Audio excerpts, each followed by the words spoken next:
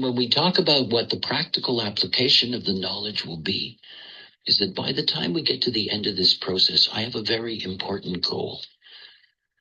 And that goal is that each and every one of you will have the ability to recognize a rave child.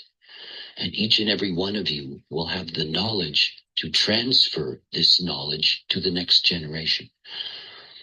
And it is something that is essential for the whole way in which the future can operate. And I have deep concerns, because the moment that you move through this whole mythology, cosmology, is the moment that you get to see this grand drama. Oh, it's beautiful. Oh, it's really beautiful. And then suddenly you will get to recognize something. You're in on the ride. You can see it happening. And you see the nature of the Maya can be cruel in its demands of responsibility. You know, the acknowledgement of what's coming is also a responsibility to do what you can to nurture its coming. It's part of what this is about. The other thing is rave cosmology. We're going to go through many layers of things.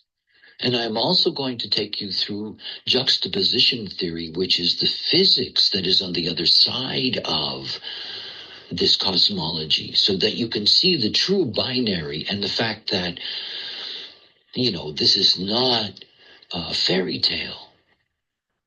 You know, the cosmological side is the movie, the dressing, if you will, on the mechanics, and to see how they come together.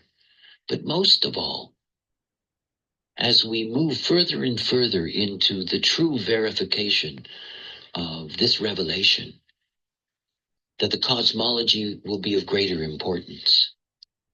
We know and we see that out there in the world that there is an enormous competition, and the competition is my God's better than your God.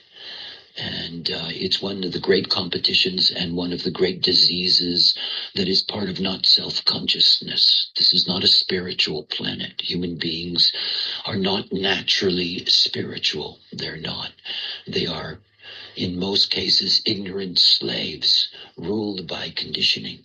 And there is no greater conditioning than spiritual conditioning, because it holds over us the mystery of what happens to us when we leave this plane. As we move into an age of individuality, as the global cycle comes to an end, and we enter into the next global cycle of individuality and survival, that the individual Godhead is necessary to cut through, not to deny anything that is standing. This is not about whether Jesus is better than Muhammad. It has nothing to do with that. It's to understand that Jesus and Muhammad and Buddha and Moses and wherever you want to go, that all of them are out of the same binary program. It's the same binary program out through a fractal. Nothing more, nothing less.